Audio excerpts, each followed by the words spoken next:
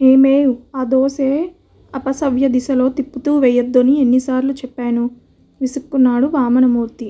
అబ్బబ్బబ్బా మీ వాస్తు కాదు కానీ వాయించేస్తున్నారు. పిండి రుబ్బేటప్పుడు దోశలేసేటప్పుడు సవ్యవేవిటి అపసవ్యవేవిటి టైంకు కడుపులోకి పదార్థం పోయిందా లేదా అన్నదే ముఖ్యంగాని విసుక్కుంది గార్గేయి.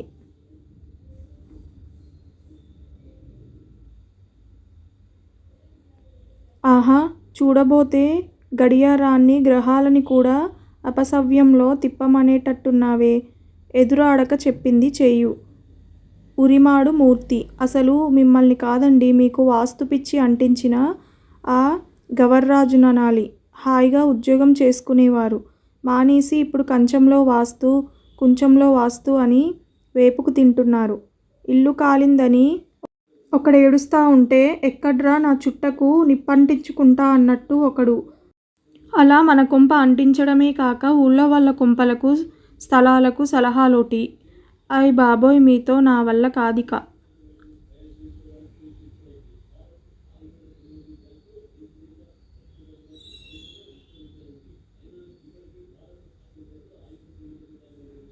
అమ్మా నాన్నలు మాటా మాట అనుకోవడం చూసి మళ్ళీ మొదలెట్టారా? అమ్మోయ్ ఆయనకు సవ్యంగా దోశలు ఆనక తీరిగ్గా వేద్దు కానీ ముందు నాకెలాగోలా వేసి పెట్టవే ఆఫీసుకు లేటైతే మా బాసు దిక్కులు పిక్కటిల్లేలా తిట్లు తిడతాడు అంటూ టేబుల్ మీద వచ్చి కూర్చున్నాడు రామం. ఈళ్ళిలా మాట్లాడుకుంటా ఉండగానే హఠాత్తుగా అత్తారింటి నుంచి వచ్చింది భార్గవి. ఆమె రామం చెల్లెలు. ఆమె వదనం చిన్నబోయి ఉంది. ఏంటే ఉరుములేని పిడుగులా ఊడిపడ్డావు అంతా బాగానే? ఆత్రంగా అడిగాడు రామం. మౌనంగా తలూపి సోఫాలో కూలబడింది భార్గవి. ఏమే నువ్విప్పుడొచ్చావంటే నిన్న మంగళవారం రాహుకాలంలో బయలుదేరుంటావు. వారం వర్జం చూసుకోవక్కర్లేదా? గసిరాడు వామనమూర్తి.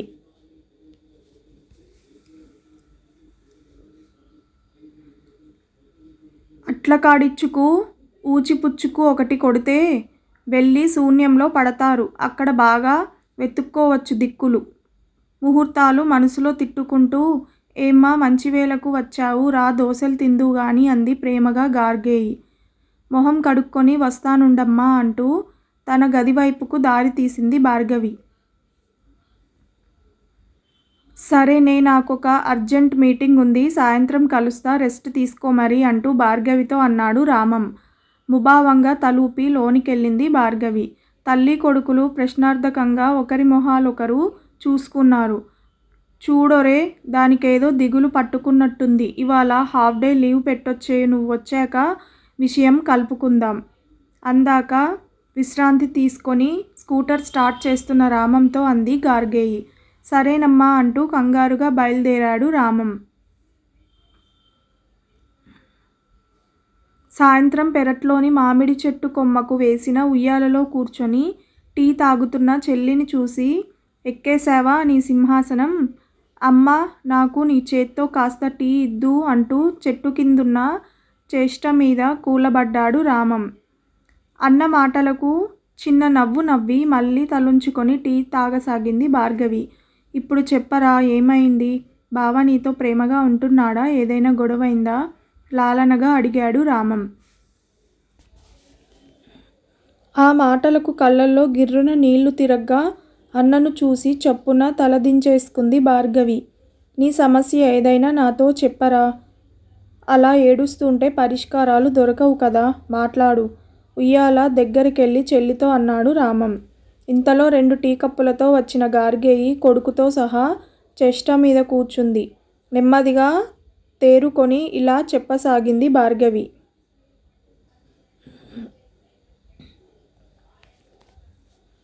అమ్మా అమలాపురం సంబంధమని పద్ధతైన కుటుంబమని మీరు చెప్పగానే విని వాళ్ళ కోరిక ప్రకారం చేస్తున్న టీచర్ ఉద్యోగం కూడా మానేసి మరి ఆయన్ను పెళ్లి చేసుకున్నాను. అన్నీ బానే ఉన్నాయి కానీ డబ్బు జాగ్రత్తకి పిసినారితనానికి మధ్య చిన్న గీత గీస్తే మీ అల్లుడు మాధవ పిసినారనే అంటా నేను. ప్రతిదానికి లెక్కలు. రోజు కుక్కర్లో పెట్టే బియ్యం నుంచి కూరలు పళ్ళ దాకా ప్రతిదీ ఇంతలోనే తేవాలనుకుంటారు. పుచ్చో చచ్చో రాత్రి సంత మూసే వెళ్ళకెళ్ళి ఆయనే అన్నీ తెచ్చి పడేస్తారు. చాలా విసుగ్గా ఉంది చెబుతూ ఒక్క నిమిషం ఆగింది భార్గవి. దీనిలో బాధపడేదేముందే, ఏదోటి లోటు లేకుండా తెస్తున్నాడుగా తేలిగ్గా అన్నాడు రామం. ఇక్కడే నీలాంటి మగవాళ్ళంతా మమ్మల్ని అర్థం చేసుకోలేక పప్పులో కాలేస్తున్నారు. మీ ఇష్టప్రకారం అన్నీ అమరిస్తే చాలని అనుకుంటారు కానీ మాకు ఇష్టాలు అవసరాలు ఉంటాయని గుర్తించరు. ఉదాహరణకు నీకొక సంఘటన చెబుతాను విను.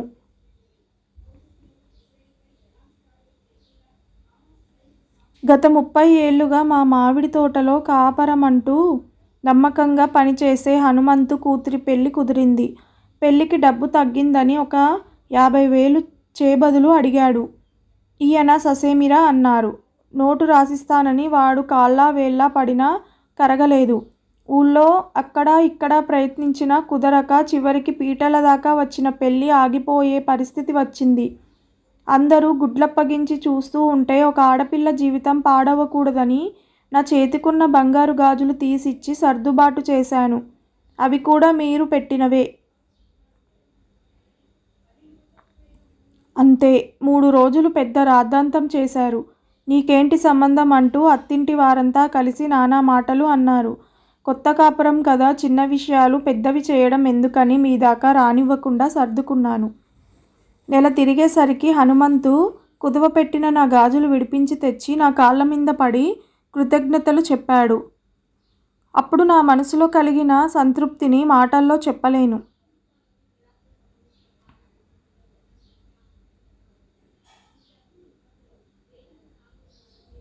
ఇంకోసారి నాతో పాటు చదువుకున్న కావేరి అమలాపురంలో తమ అత్తగారింటికి వస్తే భోజనానికి పిలిచాను.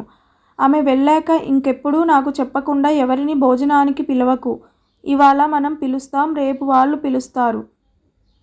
మళ్ళీ వచ్చిన వాళ్ళకి జాకెట్టు, గుడ్డలు, చీరలు, అనవసరం మొహమాటాలు. నాకలాంటివి నచ్చవు అన్నారు కటువుగా. ఆశ్చర్యంగా ఉంటుందేమో కానీ ఆయనకు పెద్దగా స్నేహితులే ఉండరు. పిలిచి భోజనం పెట్టాల్సి వస్తుందేమోనన్న బెంగేమో. అసలు స్నేహాలే చెయ్యరు. నా స్నేహాలు చుట్టాలని రానివ్వరు. ఇది నా పరిస్థితి మాత్రమే కాదు, ఎంతోమంది ఇల్లాళ్ళ పరిస్థితి కూడాను.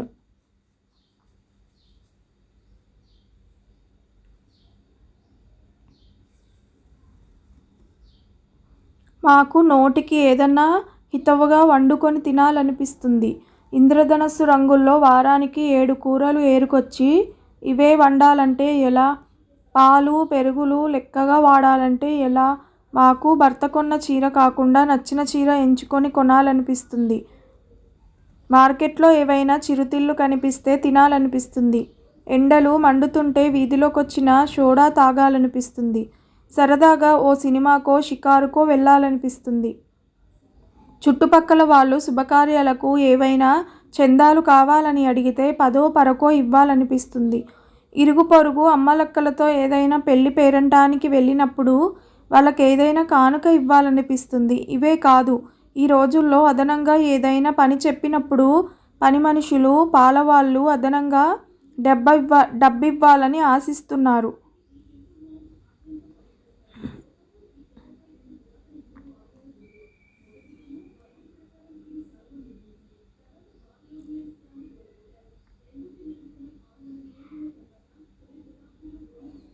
దసరా పండుగకు మామూలు ఇవ్వాలని పోస్ట్‌మ్యాన్ దగ్గర నుంచి పాలవాళ్ళ వరకు ఆశిస్తున్నారు. వీటికి భర్త డబ్బు ఇవ్వనప్పుడు ఒక ఇల్లాలికి వన్నీ ఎలా సమకూరుతాయి?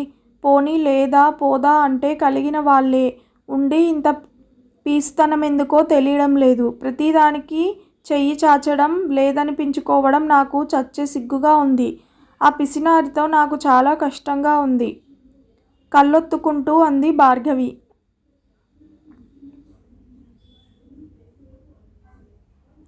ఓస్ ఇంతే కదే, దానికేముంది, నెలకో 2,000 నీ అకౌంట్లో వేస్తాను. అవి నీ భర్తకు తెలియకుండా నీ ఖర్చులకు వాడుకో సరేనా అన్నాడు రామం. చుర్రున చూసింది భార్గవి. చూడన్నా, కొన్నాళ్ళు నువ్వు ఇస్తావు సరే, ఆ తర్వాత ఎవరిస్తారు? కష్టాలున్నాయని చెప్పి మీ దగ్గర డబ్బు దండుకుపోవడానికి నేనిప్పుడిక్కడికి రాలేదు. ఆ మాటకొస్తే ఒక భర్త బయటకు వెళ్ళి ఉద్యోగం చేస్తే అతని కష్టానికి ఒక విలువ కట్టి జీతం ఇస్తారు. మొత్తం ఇంటినంతా నడుపుతూ తెల్లారి లేస్తే శుభ్రంగా సర్దడం దగ్గర్నుంచి కావలసిన పదార్థాలు వండి వార్చడం, కామోళ్ళు కడగడం దాకా నానా చాకిరీ చేసే ఇల్లాలి కష్టానికి ఏ విలువ కట్టరు. ఇంతని లెక్కగట్టి డబ్బివ్వరు. ఆమెకు అవసరాలుంటాయని గుర్తించరు. ఒక గౌరవప్రదమైన ఉద్యోగం చేస్తున్న నేను పెద్దల మాటలకు విలువిచ్చి ఈ వివాహం చేసుకున్నాను. ప్రతి భర్త తన భార్యకు ఆర్థిక, సామాజిక, భావ స్వాతంత్ర్యాలను ఇవ్వాలి. అప్పుడే పుట్టింట్లో వేళ్ళూనుకొని మొగ్గతొడిగిన మొక్కలా ఉన్న ఆమె అత్తింట్లో వృక్షమై పుష్పిస్తుంది. చాలామంది స్త్రీలను చూడండి. వసంతాల్లా కోటి ఆశలతో పెళ్ళై వెళ్ళిన వారు శిశిరాల్లా మోడువారి యాంత్రికంగా జీవనాలు సాగిస్తూ ఉంటారు. కారణం అత్తింటి వారి నియంత్రణ, మాటిమాటికి తప్పులు ఎంచడాలు, దెప్పిపొడవడాలు ఆమె ఆత్మలోని జీవాన్ని చంపేస్తాయి. అలా మోడులా బీడులా బతకాలని నాకు లేదన్నాయ్. అందుకే నేనొక నిర్ణయానికొచ్చాను.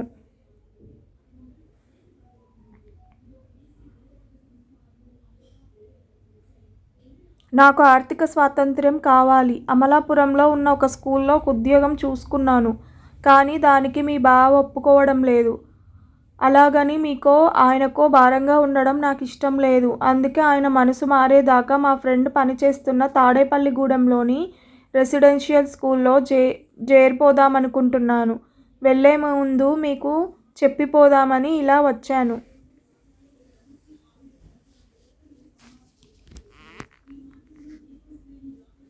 మీ నిర్ణయానికి కట్టుబడ్డా నాకు నిరాశే మిగిలింది. కనుక ఇప్పటికైనా నా దారి నన్ను చూసుకోనివ్వండి దృఢమైన స్వరంతో పలికింది భార్గవి. అంత మాటనకు భార్గవి, నువ్వు లేకుండా నేనుండలేను అంటూ అక్కడికొచ్చాడు మాధవ. అతన్ని చూసి ఆశ్చర్యపోయారంతా.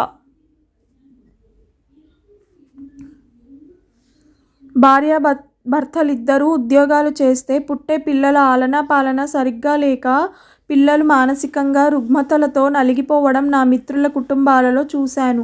అందుకే ఇంటి పట్టున ఉండే భార్య కావాలనుకున్నాను. అనవసర పరిచయాలు, హోదా, క్లబ్బులు, పబ్బులు దాకా వెళ్ళడంతో జీవితాలు నాశనం అవ్వడం మనం చూస్తూనే ఉన్నాం. అందుకే అందరితో తక్కువ కలుస్తాను. అప్పులిచ్చి మా తాత ఆస్తులన్నీ హులక్కి కాగా ఆ కుటుంబం ఆర్థికంగా చితికిపోయింది. అందుకే ఎవరికీ అప్పులు ఇవ్వకూడదన్న సిద్ధాంతం పెట్టుకున్నాను. డబ్బు మనిషిని ఆడిస్తుంది కనుక జాగ్రత్తగా ఉంటే మన భవిష్యత్తు అవసరాలకు పనికొస్తుందని ఇన్నాళ్ళు అనుకున్నాను.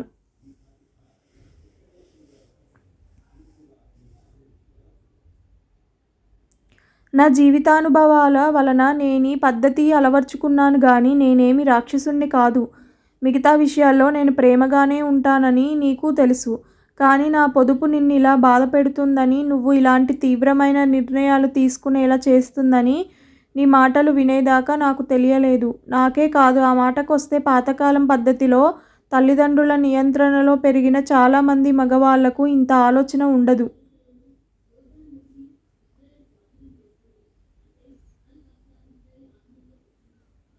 భగవంతుని దయ వల్ల ఇప్పటికే నేను తగినంత పొదుపు చేయడంతో మనకు డబ్బుకి ఏమీ లోటు లేదు. ప్రాణంగా ప్రేమించే నిన్ను ఆనందంగా ఉంచడానికి నేను ఏమైనా చేస్తాను. ఇక నుంచి మన మామిడి తోట, కొబ్బరి తోటల లెక్కలు నువ్వే చూసుకో. ఆ డబ్బంతా నీ బ్యాంకు ఖాతాలో జమయ్యేలా చేస్తాను. అంతేకాక సెంటర్లో మనకున్న షాపుల అద్దె కూడా నీకే చెల్లించేలా చూస్తాను. నీకు కావలసినట్టు వాడుకో. లెక్కలు నేనడగను. ఇకపై నీకు ఎటువంటి నిబంధనలు ఉండవు. నా మాట విని ఒక 2-3 నెలలు చూడు. ఇబ్బందులు ఉంటే నాతో మనసు విప్పి చెప్పు. అప్పటికి నీకు ఉద్యోగం చేయాలనిపిస్తే అమలాపురంలో నీకు నచ్చిన స్కూల్లో చేరు. మా వంశానికి నువ్వొక దీవెనగా, ఫలపుష్పాలతో కలకలలాడే మహావృక్షంగా ఉండాలని భావిస్తున్నాను. ఇకపై నిన్నెప్పుడూ బాధించను. ప్లీజ్ నన్నొదిలి ఎక్కడికి వెళ్ళకు. నేను భరించలేను భార్గవి.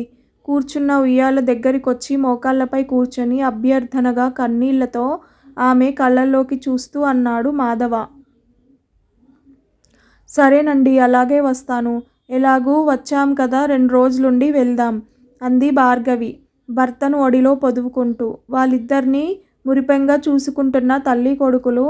ఏమే కాలిజోళ్ళు తూర్పు వైపుకు విప్పిన ఆ తలకు మాసిన వెధవెవరు? ఎవడొచ్చాడింటికి అంటూ లోనికొచ్చి అల్లుణ్ణి చూసి అవాక్కై నిల్చున్న వామనమూర్తిని చూసి పగలబడి నవ్వసాగారు. ఈ కథ కనుక మీకు నచ్చితే ప్లీజ్ సబ్స్క్రైబ్ చేయండి, లైక్ చేయడం మర్చిపోకండి. Thank you so much for watching this video.